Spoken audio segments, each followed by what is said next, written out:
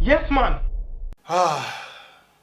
People of earth, why do we do these things? You see me? I look into the mirror every day and I understand that the brother that we may see right there, so, he is not Chris Pratt. Therefore, I have no business mixing and mingling, swimming with dinosaurs. Now people, when I look on this, I thought to myself, crocodiles, they are, amphibious creatures, so land and water.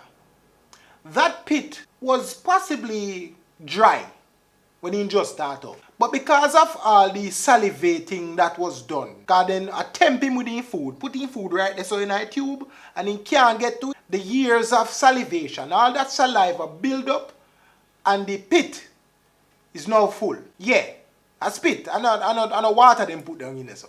Years of saliva that. And if you fall into that vat of spit, you are immediately going to be digested. Years upon years of potent saliva just start dissolve your flesh. When you get out of this, if you sit down in a tube with the underwater spit saliva and torment one crocodile, because is this for adrenaline rush? So me figure it out now.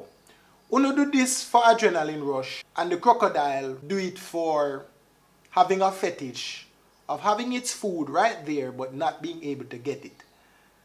I see. Okay. This looks like a perfectly healthy, symbiotic relationship. And that's the word of the day, symbiotic. The number of the day is 1. One day, like all relationships, something I go get for.